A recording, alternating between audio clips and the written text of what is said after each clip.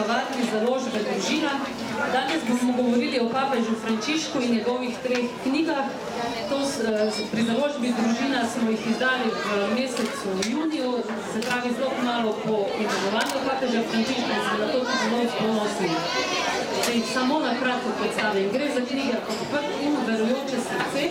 To je knjiga prav papeža Frančiška, ki zaobjema dolgo pot premišljevanj, poučevanja in duhovnih vaj. V njem nam avtor Takrače, kardinal Bergoglio, predstavi krščansko življenje kot resničnost usmerjeno v vedno boljšem bivanju, glede na odnos z Bogom, svetom in ljudmi. Potem druga knjiga je Frančišek, življenje, ideje in misli. Ne izvemo, kdo je papež Frančišek, ki je bil izvoljen v enem najkrajših konklavov v zgodovini. Napisal jo je eden mednarodno najbolj cenjenih opazovalcev dogajanja v Vatikanu, Andrea Tutnelli. Z njej razkriva osebnost ponižnega človeka, sina italijanskih priseljencev v Argentini, ki se odločil, da bo sledil Kristusu in stopil na pot služenja v Argentini, deželi, ki stalno pretresajo nemiri in zaznamujejo velike socialne razlike. Potem je pa še tretja knjiga Frančišek, papež z konca sveta, opremljena z bogatimi fotografijami. Uvod vanjo je napisal kardinal Franc Rode, ki papeža zelo dobro pozna še iz prejšnjih časov, v 70 letih tudi gostil v Ljubljani. Pa naj predstavim še naše današnje goste. To je Marjana Debevc, novinarka na Radiu Ognjišče, Aleš Maver, publicist, in dr. Anton Štrukelj, ki ga verjetno ni treba posebej predstavljati, poučuje na Teološki fakulteti v Ljubljani, predvsem pa pozna vsej zadnje 3 papeže zelo dobro, ne? Pa če se dotaknemo knjige, prav na predstavitvi, ki smo pripravili skupaj z kardinalom Rodetom, je ta med drugim povedal, da bo Frančišek dal v cerkvi večjo vlogo ženskam. Marjana, kaj ti misliš? Ti si sedaj že urednica na Radiu Ognjišče, a je novinarka, ampak a je kakšna možnost, da v bližnji prihodnosti postane direktorica Radia Vatikana ženska? Zakaj pa ne? Jaz mislim, da vse, kar papež Frančišek govori, recimo njegovi odgovori na letalu, pogovori z novinarji, pa potem v pogovoru za jezuitsko revijo, če bi bila katolika, je papež Frančišek večkrat poudaril dejansko, da je cerkev mogoče malo zanemarila karizmo ženske, vlogo ženske, dejansko njeno poslanstvo, ki ni enako moškemu. To vsekakor se moramo zavedati. Ženska ni duhovnica, ima pa darove, on je sam rekel, Marija je bila večja od apostolov, tako da je povzdignuto njeno poslanstvo in jaz mislim, da vsekakor je to mogoče. Ali je papež Frančišek res tako drugačen od prejšnjih papežev, kot ga ustvarjali v mediji, gospod Štrukelj? Glejte, vsak človek je poseben, nekaj enkratnega, kakor smo tudi mi. In to je pravilno. Vzemimo recimo lepo ljudsko pesem Marija skozi življenje. Večglasna je. Alt, sopran, tenor, bas. Različni glasovi, a vsi lepo se ujemajo. Tako sta tudi Benedikt XVI in Frančišek kot osebnosti po svoji kulturi, izobrazbi, po načinu svojega delovanja različna, ampak meni sta pa si enotna. In majhen podatek kot potrditev tega, da učita isti Kristusov nauk. To se vidi pravzaprav v vsem, kar učita, ampak ena okoliščina je zanimiva. Prva okrožnica papeža Frančiška, Lumen Fidei, luč vere, je dejansko dar predhodnika Frančišku. In v 7. členu se papež Frančišek tudi zahvaljuje svojemu predhodniku Benediktu, da je besedilo za to okrožnico tako rekoč že pripravil in da je on hvaležno sprejel, z nekimi vidiki dopolnil in izdal. Tako da lahko trdimo, da v vsakem pogledu se glede vere povsem ujemata. Zunanji način delovanja je pa zakonito različen in različnost nas bogati. Samo če tukaj dodam, meni se zdi prav lepota tega, da sta tako različna, ker skoraj bolj različna ne bi mogla biti. En Nemc, lahko bi rekel velik teolog in tako naprej, po drugi strani pa en Južnoameričan, popolnoma druga kultura. Ampak dokazuje pa, da človek lahko ostane to, kar je in svojo osebnost preoblikuje po Božjem načrtu. Se pravi, ni treba se spremeniti, pa vsi postati po isto kopitu, ampak ostati to, kar si. Na meni se pa zdi zelo seveda pomembna ta razsežnost, da zdaj prvič papež ni Evropejec in mogoče zaradi tega mi Evropejci dojemamo Frančiška tako zelo drugačnega kot prejšnje papeže, ki so postavljali v ospredje vendarle bolj evropske teme. Potem, ko se Frančišek opomnil, da pa so še druge stvari, na katere smo bili do zdaj manj pozorni, pa so vsem zelo, zelo bistveni tudi za nas. Zato mogoče ta vtis o tej koreniti različnosti, ki pa, kot je povedal dr. Štrukelj in pa tudi Marjana, seveda ni tako izrazita, kot gleda na prvi pogled. Jaz sama celo mislim, da sta različna samo zato, ker sta oba avtentična in sta vsak iskreno to, kar sta, se nista spremenila. Recimo, kaj bi pa mi rekli o tej skromnosti, ne? Jaz imam zelo veliko prijateljev, ki so poznali Benedikta, še preden je bil papež in so ga tudi vsi vedno dojemali kot skromnega. Se res ta skromnost kaže v rdečih ali črnih čevljih? Jaz mislim, da pač papež Benedikt XVI ni toliko polagal pozornosti temu rdeče čevlje, ne? Tudi mene ne motijo rdeče čevlje osebno. Tako da Frančišek je pa pride čisto drugega okolja, ne vem, vodil se s tramvajem, vozil se s podzemno železnico, hodil je v ponošenih čevljih, to vemo. In je pač njegov način življenja to, on je prinesel svoj način življenja. Ni pa zdaj, da bi pa Benedikt bil pa, ne vem, poudaril bogatstvo. Sploh ne, živel je zelo skromno. Sej, dosti bilo, da smo ga videli, že v njegovih očeh si videl to skromnost in blagost.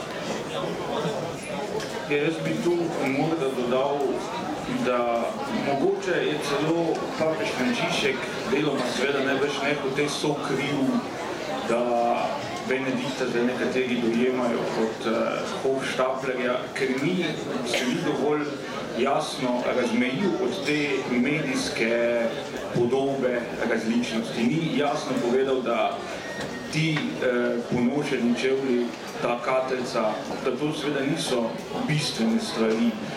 Mogoče je bilo na začetku njegovega pontifikata teh simbolnih dejanj celo preveč in se je ta skromno že do neke mere zbanalizirala in potem so vsi rekli, ja, poglejte zdaj tega Benedikta, ki pa je vlekel iz omare cote iz 17. stoletja, kar pa seveda ni nič povedalo o Benediktu XVI. Kot človeku. Jasno je, da je megalomanija velik problem nekaterih cerkvenih dostojanstvenikov. Zadnji tak primer je iz Limburga, kjer je na prvi pogled jasno, da je hotel tamkajšnji škof poleg vsega ostalega uresničevati tudi neke želje iz otroštva. Ampak pri Benediktu gotovo ni šlo za to in jaz pričakujem, da bo Frančišek v prihodnosti svojega pontifikata tudi jasno postavil meje med bistvenim in pa med tem, kar pač hočejo videti mediji, do zdaj pa to še ni uspela, pa to ni bila prioriteta. Se pridružujem tem ugotovitvam. Poglejte, mediji so gotovo svojimi aparati fotografskimi najprej videli barvo čevljev in take stvari. Vsi pa vemo, da to ni bistveno. Vsi papeži hodijo v ribičevih čevljih, da se izrazim, ja, ribič, Petrovi čevlje, ribičeve, pa s ribičevim prstanom pečatijo svoje dokumente, to je star izraz. Vzemimo zdaj neke take obrobne stvari, ki so se za časa 4 papežev, ki jih mi poznamo, spremenili. Janez 23. je še dopustil, da so ga v dvorano za koncil prinesli. Pavel VI. Je že hodil sam, pa je tiaro odložil in je zdaj v New Yorku v galeriji prodal. Janez Pavel II., če prvega zaenkrat preskočimo, je opustil plurale majestetikom. V svojih nagovorih in dokumentih ni več uporabljal mi, vam oznanjamo, ampak jaz vas pozdravljam, tudi v vseh dokumentih. Potem Benedikt se je odpovedal na vzivu patriarh Zatoda in tako naprej. In ta pa seveda je nekako hotel postati še bolj ljudski. Ampak to so obrobne stvari. Dovolite eno anekdoto iz ust Janeza 23. pa bomo videli, da to pravzaprav ni bistveno. Janez 23. je bil duhovnik in ko je slišal, da so letele pripombe na njegov račun, poglej ga, kako je debo. In on nekoč rekel, Jezus, vedel si, da bom nekoč izvoljen za Petrovega naslednika. Prosim te, zakaj mi nisi ustvaril bolj fotogeničnega? Glejte, ali znamo razlikovati med Frančiškovimi novostmi na ravni sloga vodenja na eni strani in vsebinskimi premiki na drugi? Se vam zdi, da znamo dovolj to razlikovati? Oče Aleš? Ja, mislim, da je to v teh 8 mesecih se izkazalo za dokaj težavno nalogo, da se tu najbrž lovi še sam Frančišek, da se lovimo tudi vsi, ki ga na tak ali drugačen način spremljamo, da je začetno navdušenje povzročilo tudi, da se je to nekako zlilo v eno in da bomo tudi vsebinske morebitne premike vsaj še nekaj časa ocenjevali po teh tektonskih premikih v načinu vodenja. Tako da to je ena naloga, da tudi Frančišek na vse zadnje nekako postavi tu neko jasno mejo, če se mu bo zdelo, da je potrebno. Da torej dobri mož iz Buenos Airesa, prijazni očka, dedek, zna povedati tudi kaj vsebinsko ostrejšega. Mislim, da se s tem do zdaj še ni veliko ukvarjal in vprašanje je, kaj bo, ko se bo.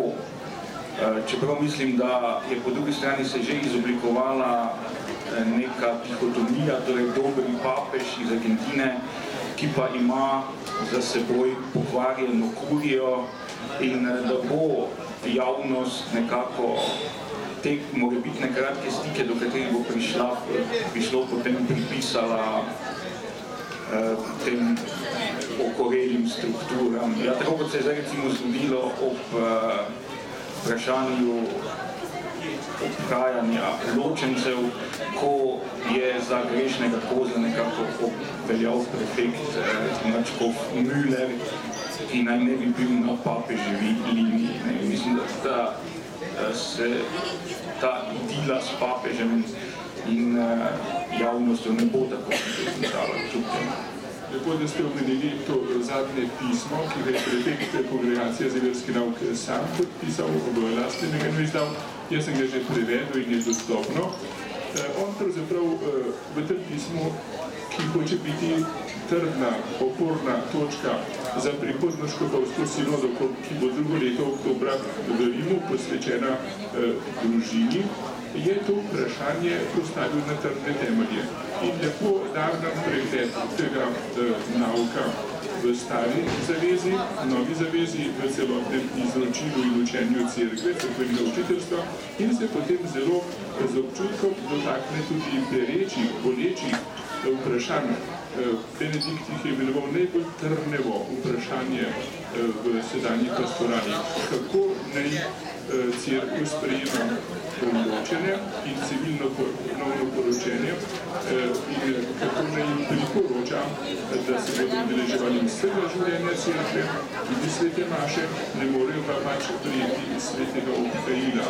In tukaj mislim, da je zelo pomembno to razlikovati. In tudi to pismo je zelo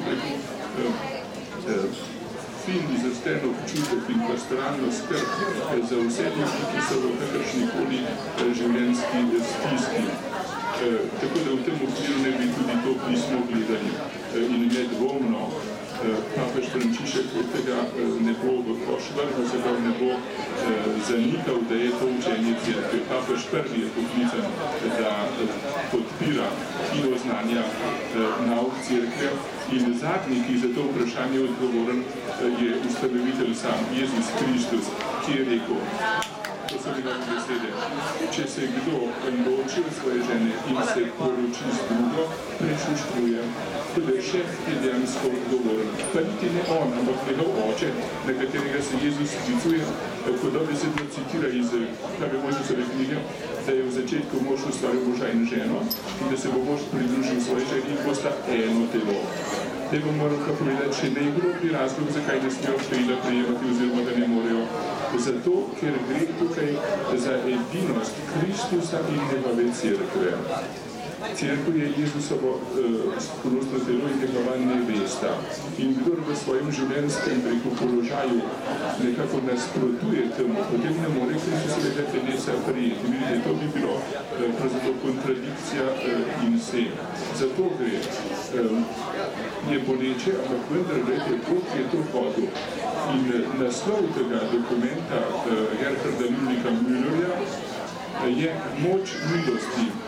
Moč milosti. Tam, kjer je človeška slabotnost včasih slabotna, omahljiva, tam moč milosti lahko človeka spet dvigne in mu da novo upanje za življenje. Tudi v navidez težkih, celo brezizhodnih položajih. To je pozitivno sporočilo.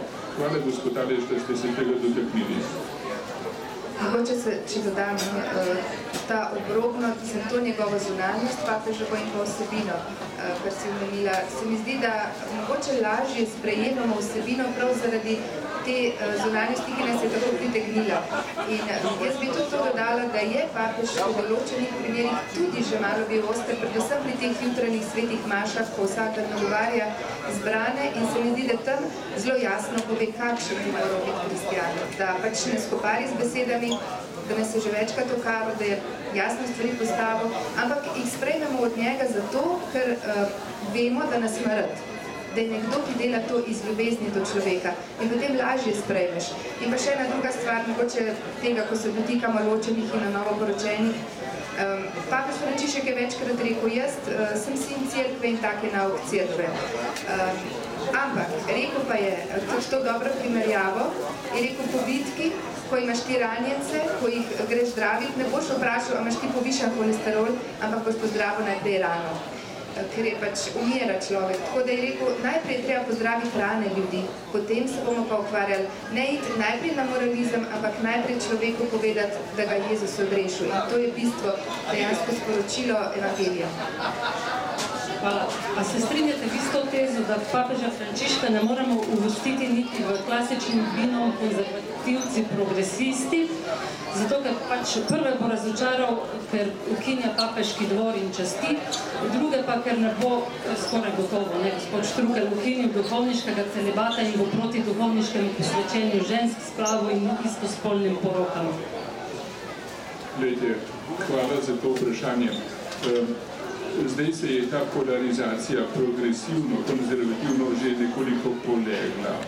Pred desetletji pa so mislili, da bodo vse povedali, če bodo nekomu nadali prilepili to nalepko ali drugo. Glejte,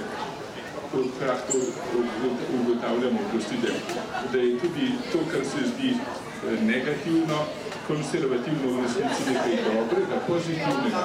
Katekizem začenja Janez Pavel II svojo apostolsko konstitucijo z besedami Fidei depositum custodire, ohranjati zaklad vere. In to je naloga cerkve. Kristus je zaupal to nalogo, da ohranja, konservare, custodire, da ohranja in varuje. In papež je prvi poklican, da varuje in naprej podaja zaklad vere, oziroma da iz zakladnice prinaša staro in novo. Tako da konservativno danes več ne pomeni to, kar je nekaj desetletij, nekaj nepoboljšljivo nazadnjaškega, pravzaprav že skoraj preseženega, ne. To je nekaj dobrega. Glejte, to je pravzaprav poklicanost vsakega človeka, da ohranja. Tukaj imam čudovita besedila glede stvarstva, ko pravi, kako moramo varovati, ohranjati zemljo. To je vrt, ki ga moramo negovati, da bomo mi, da bodo naši zanamci mogli v njem lepo prebivati, ohranjati, konservare. To je pravzaprav prva poklicanost, ko je Bog že v raju dal človeku. Zato vidite, smo zaenkrat pravzaprav se oddahnili. Papež bo ohranjal to, kar mu je zaupano, in ne bo tako hudo napreden, da bi kakšne temeljne stvari odpravil. Ne moremo napovedovati, kako bo z obliko celibata. Zdi se mi, da jo bo ohranil, zato ker vam bom povedal, zakaj, če posebej vprašamo to vprašanje. Glede ženskega duhovništva je pa že razprava končana. 24. maja leta 1994 je Janez Pavel II. Napisal zelo kratko dokument Ordinatio Sacerdotalis, duhovniško posvečenje, ki je pridržano samo možem. In od tedaj naprej to velja za dokončno. Lahko o tem razpravljamo, ampak ne moramo pa pričakovati spremembe, ker je to Jezusova volja in tako Jezus hotel. Glede celibata pa, če želite, vam povem utemeljitev. Kar preci. Glejte, dragi moji, ta tema je ena od takšnih uročih želez, rečejo, zlasti v medijskem svetu. In nekateri skušajo postaviti datum ali stoletje, na katerem koncilu je šele pozno, po možnosti v drugem tisočletju, postava celibata bila uzakonjena. Res je to tudi pravno določilo in to je važno, da imamo tudi neke določbe. Ampak pravnih določb cerkev ne bi mogla sprejeti, če ne bi bile te pravzaprav nam predložene v življenju kot dar. Kdo je začel celibat? Ne kakšen kasnejši odlok kakšnega papeža. Začetki celibata so pri samem izvoru. In sicer Jezus Kristus, Bog in človek, ustanovitelj cerkve, je živel celibatersko. In je imel svojo nevesto, cerkev, ki jo je pridobil na križu. Poleg Kristusa je pa še cela skupina ljudi, odličnih in pomembnih ljudi, ki so Jezusovi sodobniki in to življenjsko obliko hkrati z njim že živijo. To je njegova deviška mati Marija, sveti Jožef, oba deviška,